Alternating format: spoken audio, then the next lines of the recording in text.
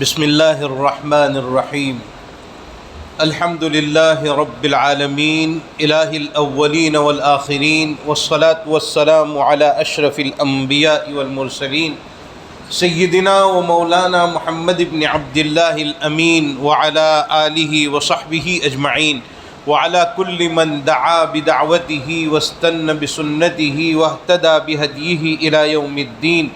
اما بعد فقد قال الله تبارك وتعالى في شأن حبيبه ان الله وملائكته يصلون على النبي يا ايها الذين آمنوا صلوا عليه وسلموا تسليما. اللهم صل على سيدنا محمد وعلى آل سيدنا ومولانا محمد وبارك وسلم. جزا الله عنا نبينا محمدا صلى الله عليه وسلم بما هو أهله. اللہم صلی علی سیدنا محمد فی اول و اوسط و آخر کلامنا. بزرگان محترم اور برادران اسلام، اللہ رب العزت کی بہت زیادہ نعمتیں ہمارے اوپر ہیں، بے پناہ نعمتیں، جس کو قرآن نے کہا ہے وَإِن تَعُدُّوا نِعْمَةَ اللَّهِ لَا تُحْصُوهَا. اللہ کی نعمتوں کو اگر شمار کرنا چاہو تو نہیں شمار کر سکتے. بے انتہا نعمتیں اللہ تعالیٰ نے عطا فرمائی. ان نعمتوں میں ایک بہت بڑی نعمت میری اور آپ کی زندگی، گجراتی میں جس کو جیون اور انگریزی میں جسے لائف کہتے ہیں، یہ بہت بڑی نعمت ہے. یہ اتنی بڑی نعمت ہے کہ کسی بھی عبادت کے کرنے کے لیے زندگی کا ہونا ضروری ہے. آدمی حج کرنا چاہے لیکن مر گیا تو اب حج نہیں کر سکتا.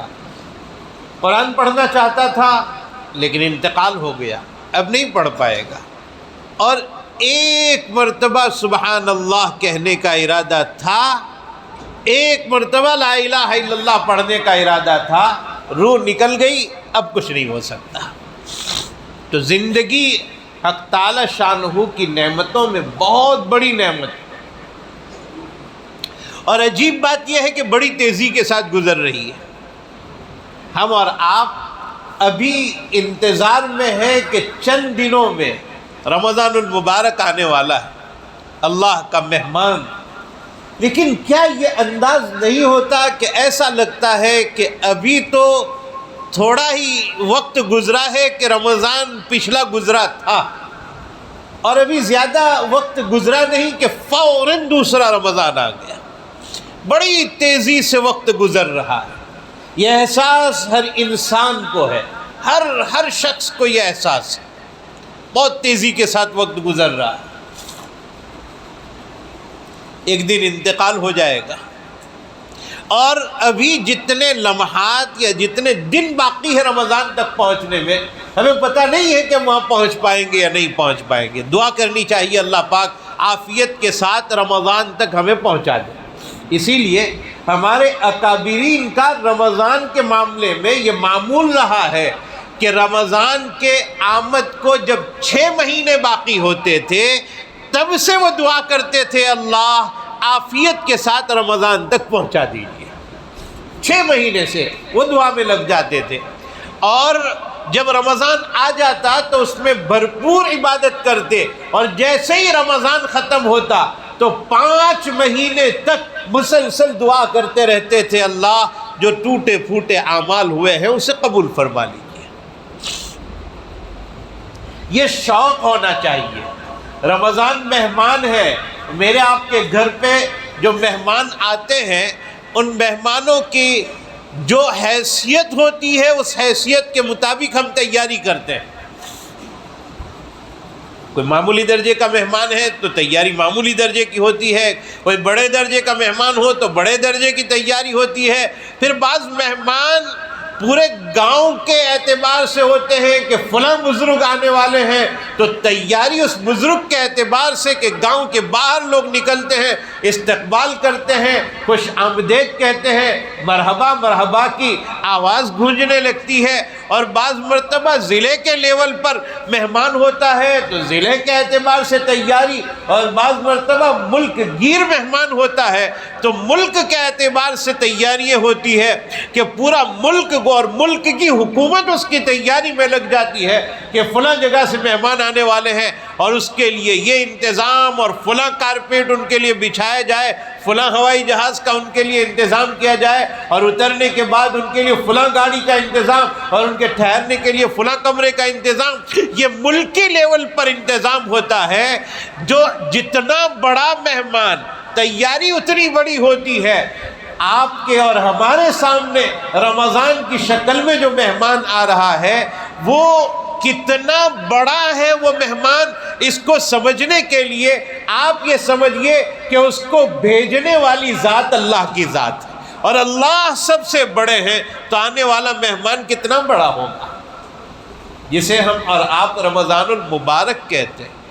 اس لیے حضرات صحابہ کرام رضوان اللہ تعالیٰ علیہ مجمعین کے یہاں اس کی تیاریوں کے سلسلے میں حضرت انس بن مالک رضی اللہ تعالیٰ عنہ بیان کرتے ہیں کہ جب رمضان کی آمد سے پہلے شعبان کا چاند نظر آ جاتا تھا تو ہم صحابہ کرام اپنے بارے میں بیان کرتے ہیں، ہم لوگ قرآن کی طرف لپک پڑتے تھے، یعنی جتنی تلاوت پہلے کرتے تھے اس سے زیادہ تلاوت کرنے لگتے تھے، اور پھر شعبان ہی کے مہینے میں اپنی مالوں کی زکوٰۃ ادا کرنے کا اہتمام کرتے تھے تاکہ رمضان المبارک میں غریب بھی مال کے اعتبار سے خالی الذہن رہے کہ بھئی زکوٰۃ کے پیسے مل گئے ہیں، اب ہمیں مال کی ضرورت نہیں، اب عبادت میں لگ جانا، تو مالدار بھی عبادت میں لگ جائے، غریب کو زکوٰۃ مل جائے وہ بھی عبادت میں لگ جائے۔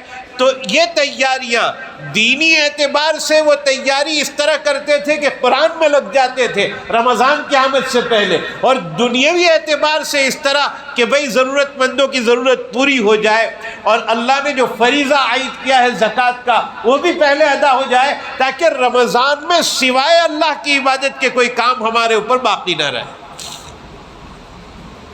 ہر اعتبار سے وہ فارغ، اور آج بھی الحمدللہ ایسے لوگ موجود ہیں کہ جو اپنے جاب اور اپنی نوکری اور اپنی ملازمت کے لیے رمضان المبارک میں رخصت رکھ دیتے ہیں کہ بھئی ہم رمضان کا مہینہ آ رہا ہے اور رمضان المبارک کے مہینے میں ہم اہتمام کے ساتھ انشاءاللہ عبادت کریں گے۔ میری اور آپ کی زندگی میں جب ہم اگر 50 سال کے ہو گئے تو 15 سال جو ہماری زندگی کے ابتدائی دور تھے اس کو نکال دیے جائے تو ہم جب سے مکلف بنے، آج اگر ہماری عمر 50 برس کی ہے تو 35 رمضان گویا ہمارے گزر چکے ہیں۔ ہم ایک سروے کریں کہ ان رمضان مبارک میں ہم نے جو 35 رمضان پائے کیا کیا ہے، قرآن کی کتنی تلاوت کی ہے، اللہ کو راضی کرنے والے کتنے اعمال کیے ہیں، حق تعالی شانہ نے جو ہم سے چاہا ہے اس کے مطابق کیا زندگی ہم نے گزاری ہے، رمضان کی تیاری کیسے ہم نے کی ہے۔ اب تک 50 برس کی عمر تک اگر ہم تیاری نہیں کر پائے ہیں تو آج کی اس مجلس میں ہم پختہ ارادہ کر لیں کہ اب کا جو رمضان آنے والا ہے وہ ایسا رمضان ہم گزاریں گے کہ پچھلے رمضان اس طرح ہم نے نہیں گزارے ہوں گے، ایک ایک لمحہ انشاءاللہ ہم اس کا ضائع نہیں ہونے دیں گے، اور ہم انشاءاللہ تلاوت میں، تسبیح میں، نماز میں، رکوع و سجود میں انشاءاللہ وہ مہینہ ہم گزاریں گے۔ اور مومن جب ارادہ کرتا ہے، نیت المؤمن خیر من عملی، ایک آدمی جب نیت کرتا ہے تو نیت میں جو پاور اللہ تعالیٰ نے رکھا ہے، نیت میں جو طاقت اللہ تعالیٰ نے رکھی ہے، مثال کے ذریعے سے میں سمجھاتا ہوں کہ آج کی عصر کی نماز جو شام میں آئے گی اب تک اس کا وقت شروع نہیں ہوا ہے، لیکن آدمی ارادہ کرتا ہے کہ آج کی عصر کی نماز انشاءاللہ میں مسجد میں جماعت کے ساتھ تکبیر اولیٰ کے اہتمام کے ساتھ امام کے پیچھے ادا کروں گا، تو عصر کی نماز جب ان ساری چیزوں کے ساتھ وہ ادا کرے گا اللہ ثواب تو عطا فرمائیں گے، لیکن ابھی نیت کر لیتا ہے تو ثواب ابھی سے اللہ تعالیٰ جاری فرما دیتا ہے۔ یہ نیت کا اثر۔ رمضان ابھی آیا نہیں ہے، لیکن ہم ارادہ کر رہے ہیں کہ اللہ آنے والا رمضان ہم بہت پابندی کے ساتھ گزاریں گے، ایسی پابندی کے ساتھ گزاریں گے جیسی پابندی سے پچھلے رمضان ہم نے نہیں گزارے۔ تو ہم گزاریں گے تو ثواب تو ملے گا، لیکن ابھی نیت کرتے ہیں تو ثواب ابھی سے جاری ہو جائے گا۔ یہ نیت کی ایک طاقت۔ اور پھر رمضان کس چیز کا نام ہے میرے بھائیوں؟ بھوکے پیاسے رہنے کا نام رمضان نہیں، رمضان اس کا نام نہیں۔ رمضان کے بارے میں قرآن کیا کہتا ہے؟ یا ایھا الذین آمنو، اے میرے ایمان والے بندو، اے میری ایمان والی بندیوں، مردوں عورتوں، اے ایمان والو۔ اور اللہ تعالیٰ کو ایمان بہت پسند ہے، تو خطاب بھی ایمان کے ذریعے سے فرما رہے ہیں، بہت رضامندی کے ساتھ۔ اللہ تعالیٰ بڑے پیار کے ساتھ خطاب فرما رہے ہیں، اے میرے پیار والے بندو، اے میری ایمان والے بندو، ایمان والی بندیوں، کتب علیکم الصیام، تمہارے اوپر روزے رمضان کے فرض کیے گئے ہیں، اور صرف تمہارے اوپر نہیں، کما کتب علی الذین من قبلکم، جیسا کہ پچھلی امتوں پر بھی روزے فرض کیے گئے تھے، پچھلی زمانے میں بھی روزے فرض کیے۔ حضرت مریم علیہ السلام نے اللہ تعالیٰ کی طرف سے جب کہ لوگوں نے یہ پوچھا کہ یا مریم انا جئتی ھذا، اے مریم یہ بچہ کہاں سے لے کر آئی؟ تیرا خاندان تو بڑا اچھا ہے، تیرا بھائی بڑا اچھا، تیرا باپ بڑا اچھا، لقد جئت شیئا فریا، یہ عجیب چیز تو لے کر آئی، تیرا نکاح نہیں ہوا، تیری شادی نہیں ہوئی، تو کیا یہ کیسے لڑکا لے کر آئی؟ اس وقت اللہ تعالیٰ نے جو جواب حضرت مریم کو سکھایا تھا وہ یہ سکھایا تھا کہ اشارت الی، اس کی طرف اشارہ کر دینا اور یہ کہہ دینا میں آج روزے کے ساتھ ہوں، فلن اکلم الیوم انسیا، آج میں کسی سے بات نہیں کروں گی۔ معلوم ہوا روزہ اس زمانے میں بھی تھا، حضرت موسیٰ تورات لینے کے لیے گئے ہیں اور روزہ رکھنے کا حکم تھا، 30 دن روزے رکھے ہیں، اور پھر مسواک کر لیا جس میں مزید 10 دن روزے رکھنے کا حکم آیا۔ معلوم ہوا پچھلے زمانے میں بھی روزے تھے، تو قرآن کہتا ہے جیسے کہ پچھلی امتوں پر ہم نے روزے فرض کیے تھے، اے اللہ آپ روزے کیوں فرض کیے تھے؟ یہ جو آخری جملہ قرآن کریم کی اس آیت کا ہے وہ سمجھنے کے قابل ہے، لعلکم تتقون، تاکہ تقوی حاصل ہو جائے۔ رمضان کے روزے اس لیے فرض تاکہ تقوی حاصل ہو جائے، اور اللہ نے ایک عجیب نظام بنایا، تقوی کا محل دل ہے، اللہ کا ڈر دل میں اترتا ہے، اللہ کا خوف دل میں اترتا ہے، اور پھر آدمی اللہ سے ڈرنے والا بنتا ہے۔ اور اللہ کا ڈر پیدا کرنے کے لیے رمضان میں ایک عظیم نظام حق تعالی شانہ نے چلایا ہے۔ کیسے چلایا کہ انسان کو گمراہ کرنے والی 2 چیزیں ہیں، ایک اس کا نفس ہے اور ایک شیطان ہے۔ شیطان غلط راستے کی طرف بلاتا ہے، نفس غلط راستے کی طرف بلاتا ہے۔ شیطان کو تو اللہ تعالیٰ نے قید کر دیا، بڑے شیاطین کو رمضان کے لیے اللہ تعالیٰ قید فرما دیتے ہیں۔ تو انسان کو جو گناہ کی طرف بلانے والی طاقت تھی شیطان، وہ تو قید ہو گیا، لیکن نفس اب تک ساتھ تھا، تو نفس کو کمزور کرنے کے لیے حق تعالیٰ شانہ نے بھوکا اور پیاسا رہنے کا حکم دیا، تاکہ اس کی بھی طاقت کمزور ہو جائے اور آدمی کا میلان گناہ کی طرف نہ ہو بلکہ نیکی کی طرف میلان ہو جائے، اور اللہ کا ڈر دل میں پیدا ہو جائے۔ تو ڈر کا تعلق دل کے ساتھ، اللہ کا خوف دل میں پیدا ہو جائے۔ صرف بھوکے پیاسے رہنے کا نام روزہ نہیں ہے، اللہ کا خوف دل میں کیسے پیدا ہوگا اس کو آپ اس طرح سمجھیے کہ رمضان میں ہم روزہ رکھتے ہیں، بھوکے رہتے ہیں، پیاسے رہتے ہیں، جن چیزوں سے اللہ نے منع کیا ہے ان چیزوں سے ہم رک جاتے ہیں، لیکن دل میں اللہ کا ڈر اترے، اس کے لیے روزہ صرف بھوک پیاس کے ساتھ نہیں بلکہ روزہ سر سے لے کر پیر تک ایک ایک عضو کا ہونا چاہیے۔ دماغ کا روزہ ہو، وہ غلط خیالات سے بچ جائے، دل کا روزہ ہو غلط تصورات سے بچ جائے، ہاتھ کا روزہ ہو غلط چیزوں کے پکڑنے سے رک جائے، آنکھوں کا روزہ ہو غلط چیزوں کے دیکھنے سے بچ جائے، کانوں کا روزہ ہو غلط چیزوں کے سننے سے بچ جائے، زبان کا روزہ ہو غلط باتیں بولنے سے بچ جائے، پیروں کا روزہ ہو غلط راستے کی طرف جانے سے بچ جائے۔ اگر اس طرح کا روزہ ہم رکھیں گے تو پھر دل میں انشاءاللہ تقویٰ پیدا ہوگا، نورانیت پیدا ہوگی، اللہ کا خوف پیدا ہوگا۔ آج ارادہ کر لیں انشاءاللہ ہم ایسا رمضان گزاریں گے کہ واقعتاً پورے بدن کا روزہ ہو، ایک ایک عضو کا روزہ ہو، اور پھر اللہ کا خوف اگر دل میں آ گیا انشاءاللہ رمضان اور رمضان کے بعد کی زندگی ہماری بہتر سے بہتر بن جائے گی۔ اور پھر میرے بھائیو ایک بات میں آپ کے سامنے یہ عرض کرتا ہوں، رمضان میں مسجدیں بھری کی بھری رہتی ہیں، نمازی حاضر ہو جاتے ہیں، تراویح پڑھنے والے آ جاتے ہیں، اور بہت مسجد کھچا کھچ بھری ہوئی ہوتی ہے، اور ذمہ داران اس کے لیے پہلے سے انتظام کر لیتے ہیں۔ لیکن جہاں رمضان ختم ہوتا ہے اور شوال کا چاند نظر آتا ہے، عید کا چاند نظر آتا ہے، اور پھر مصلی غائب ہو جاتے ہیں، یاد رکھنا ہمارے اکابرین نے لکھا ہے کہ جو لوگ صرف رمضان میں عبادت کرتے ہیں وہ کیسے عبادت کرتے ہیں، اور رمضان کے بعد عبادت چھوڑ دیتے ہیں وہ کیسے چھوڑ دیتے ہیں، جبکہ اللہ تو ہمارا رمضان میں بھی اللہ ہے اور رمضان کے بعد بھی وہی ہمارا اللہ ہے۔ تو صرف رمضان کے بندے بن کر ہم نہ رہے بلکہ رحمان کے بندے بن کر رہے۔ جو رحمان کے بندے ہیں وہ سال پر عبادت کرتے ہیں، اور جو رمضان کے بندے ہیں وہ صرف رمضان میں عبادت کرتے ہیں۔ ہم رمضان کے بندے نہ بنے، اللہ کے بندے بنے۔ میرے بھائیوں، ہمارے اکابرین رمضان المبارک میں خاص طور پر جن چیزوں کا اہتمام کرتے تھے وہ یہ کہ زبان سے غلط بات بولتے نہیں تھے، کانوں سے سنتے نہیں تھے، اور اپنی زبان کو زیادہ تر ذکر میں اور قرآن کریم کی تلاوت میں بہت پابندی کے ساتھ اہتمام کرتے ہیں۔ ہمارے حضرت مولانا محمد یوسف صاحب بنوری رحمۃ اللہ علیہ بہت بڑے اللہ کے ولی گزرے ہیں، ان کے پاس ایک قاری صاحب ملنے کے لیے آئے رمضان کی رات میں، اور آنے والے قاری صاحب بہت بہترین قرآن پڑھتے تھے، بہترین انداز میں قرآن پڑھتے تھے۔ مولانا یوسف صاحب رحمۃ اللہ علیہ نے قاری صاحب سے کہا کہ اچھا وہ آپ تشریف لے آئے، آپ آئے ذرا قرآن پڑھ کر سنا دیجئے نماز میں۔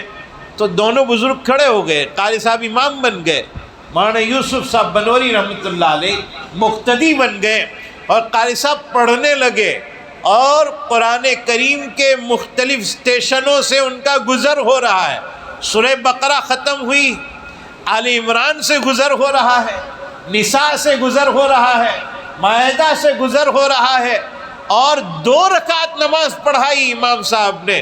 سحری کا وقت ہوتے ہوتے 2 رکعت میں پورا قرآن ختم کر دیا۔ یہ ہمارے اکابرین کا معمول رہا ہے۔ رمضان المبارک میں قرآن کریم کا کثرت سے تلاوت کرنے کا اہتمام ہمارے اکابرین کا رہا، رات دن اس میں وقت نکالتے تھے۔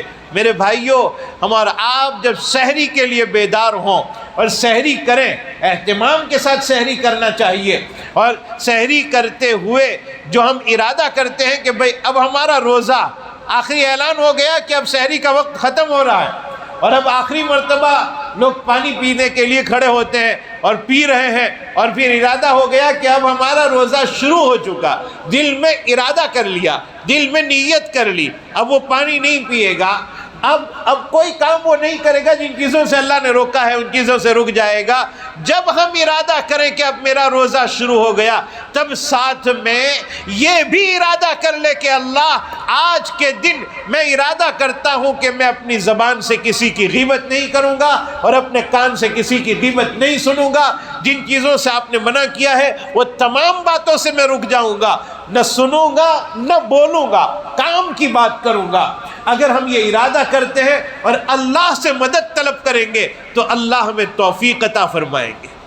ورنہ حدیث پاک میں آتا ہے کہ کچھ لوگوں کے روزے ایسے ہیں کہ اللہ کے یہاں ان کی کوئی وقعت نہیں سوائے بھوکے اور پیاسے رہنے کے، ان کو کچھ حاصل نہیں ہوتا۔ آدمی ایک طرف روزہ بھی رکھتا ہے، روزہ کس کے لیے ہے؟ اللہ کے لیے۔ اللہ تعالیٰ، اللہ کے نبی صلی اللہ علیہ وسلم نے اللہ تعالیٰ کا فرمان نقل کیا. اللہ تعالیٰ بیان فرماتے ہیں صوم لی، روزہ میرے لیے ہے، وَأَنَا أَجْزِي بِهِ، اور میں اس کے لیے، بندہ میں اس کا بدلہ دوں گا. بندہ صرف اللہ کے لیے عبادت کرتا ہے روزے کی. ظاہری طور پر اگر وہ ریاکاری باہر کرتا بھی ہو کہ میں روزے سے ہوں، بھائی روزے سے ہوں، تو بھی گھر میں آنے کے بعد تنہا ہونے کے باوجود کوئی نہ دیکھتا ہو تب بھی وہ کچھ کھائے گا نہیں، پیے گا نہیں، اس لیے کہ میرے اللہ کے لیے میں نے روزہ رکھا. روزے کا تعلق ڈائریکٹ اللہ تعالیٰ کے ساتھ کہ میرا اللہ مجھے دیکھ رہا ہے. اور یہی نظام روزے کا، یہی نظام ساری زندگی میں اگر آ جائے تو ہمارا بیڑا پار ہو جائے کہ روزے میں آدمی تنہائی میں یہ سوچتا ہے میں پانی پی لیتا لیکن میرا اللہ دیکھ رہا ہے. یہ نظام اگر ساری زندگی میں آ جائے کہ گناہ کرتے وقت یہ خیال ہو کہ میرا اللہ مجھے دیکھ رہا ہے اس لیے میں گناہ چھوڑتا ہوں، تو انشاءاللہ زندگی ہماری بہت کامیاب بن جائے گی. اس لیے میرے بھائیوں، وقت گزر جائے گا اور زندگی کب نکل جائے گی پتہ بھی نہیں چلے گا. اور کل میں کسی سوچ میں بیٹھا ہوا تھا، ایک اچھی بات میرے ذہن میں آئی، میں آپ کے سامنے اس کو ذکر کر دیتا ہوں. دیکھو، آدمی ٹھوکر کھا کر تجربہ کار بنتا ہے، یہ ہم سب سمجھتے ہیں. جہاں زندگی میں حالات آتے ہیں تو کیا سوچتا ہے کہ اس مرتبہ یہ غلط ہو گئی، دوسری مرتبہ یہ میرے ہاتھ میں اگر یہ معاملہ آیا نا، میں بہت سوچ سمجھ کے میں فیصلہ کروں گا. مثال کے طور پر کسی لڑکی کا نکاح کروایا کسی لڑکے کے ساتھ اور آپ درمیان میں ہیں، دونوں میں محبت ہے، بہت اچھا، لڑائی ہوئی تو جو درمیان میں ہے نا اس کے بیچارے کی آپ بنتی ہے. آپ فلانا نکاح کرا والا پکڑو انہیں، کئی چھوکری اپاوی دی تھی، تو وہ بیچارہ پیستا رہتا ہے. وہ کیا بولتا ہے، یہ میں ایک مثال دے رہا ہوں، وہ کیا بولتا ہے، آئندہ زندگی میں کبھی بھی کسی کے نکاح میں کچھ نہیں بولوں گا، مرو جہاں مرنا ہو، جاؤ جہاں جانا ہو. یہ الفاظ ہوتے ہیں. ایسے جتنے بھی حالات جب آتے ہیں تب آدمی یہ بولتا ہے کہ آئندہ اگر زندگی میں ایسے حالات آئے کبھی میں نہیں کروں گا، یہ قدم کبھی نہیں اٹھاؤں گا. یہ ایک عادت بن جاتی ہے. یہ سوچتے ہر وقت یہ سوچتا ہے کہ اب میں زندگی میں ایسا نہیں کروں گا. ایک دن ملک الموت سامنے آ جاتا ہے، انتقال ہو جاتا ہے. لیکن عادت بنی ہوئی ہے کہ جہاں بھی غلطی ہے وہاں یہ سوچتا ہے آئندہ ایسا نہیں کروں گا. تو اللہ کے سامنے جب بندہ حاضر ہوگا اور اللہ تعالیٰ پوچھیں گے کیا لے کر آیا ہے، اور نام اعمال اگر خالی ہے تو وہی عادت اس کو یاد آئے گی، اللہ ایک مرتبہ دنیا میں بھیج دینا، اب کبھی ایسی غلطی نہیں کروں گا. رب ارجعون، مجھے ایک مرتبہ زندگی میں بھیج دے، دنیا میں بھیج دے، اب میں عمل کر کے آؤں گا. دنیا میں تجربے سے آدمی ٹھوکر کھا کر تجربہ لیتا تھا. یہاں وہ جگہ نہیں ہے کہ اللہ کہیں گے کہ جا دوبارہ چلا جا، ایسا نہیں ہوگا. کلا انہا کلمۃ هو قائلها، ایسا نہیں ہو سکے گا کہ دوبارہ اس کو زندگی مل جائے، دوبارہ وہ دنیا میں آ جائے. نہیں، زندگی ایک ہی مرتبہ ملتی ہے، عمل کے لیے ایک ہی میدان ملا ہے اور اسی میدان کو لے کر اللہ کے دربار میں حاضر ہونا ہے. میرے بھائیوں، قدم قدم پر اللہ نے نشانات رکھے ہیں. میرے اور آپ کا اگر ایک بال سفید ہوتا ہے وہ بڑھاپا یاد دیتا ہے.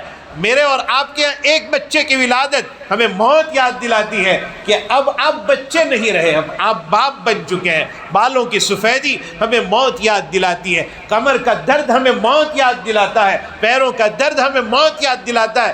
ایک دن انتقال ہو جائے گا. کیا میرے اور آپ کے بچے، اور بچے کیا بڑے بڑے گیم کھیلتے ہیں اور گیم کھیلتے کھیلتے اسکور میں بہت آگے نکلنے کی کوشش کرتے ہیں. یہ بن گیا، آگے نکلو اور آگے نکلو اور آگے نکلتے نکلتے بہت آگے نکل جاتا ہے اور اسکور بڑھانے کی کوشش کرتا ہے. اچانک اسکرین پر لکھ کر آ جاتا ہے دی اینڈ. آپ اب آگے نہیں کھیل سکتے، آپ آؤٹ ہو چکے ہیں. یہ ایک زندگی ہمارے لیے گیم کی طرح ہے. ہم بہت آگے بڑھنے کی دنیا میں کوشش کرتے ہیں، میں اتنا کما لوں، اتنا جمع کر لوں، یہ کر لوں، وہ کر لوں. اچانک ملک الموت آ کر کہہ دے گا دی اینڈ، آپ کی زندگی ختم ہو چکی ہے اور اب آپ کچھ نہیں کر سکیں گے. اذا جاء اجلهم لا يستأخرون ساعة ولا يستقدمون. موت کی گھڑی جب آن پڑتی ہے ایک لمحہ آگے پیچھے نہیں ہوتا ہے. میرے بھائیوں ارادہ کر لو کہ انشاءاللہ اب کا رمضان بہت قیمتی اوقات کو ہم اچھی طرح گزاریں گے، قرآن کی تلاوت کے ساتھ، تسبیحات کے ساتھ، پابندی کے ساتھ اور اللہ کی رضامندی والے اعمال کے ساتھ گزاریں گے. اللہ ہمیں عمل کی توفیق عطا فرمائیں. دعا ازمن و از جملہ جہاں آمین بات. وآخر دعوانا الحمدللہ رب العالمین.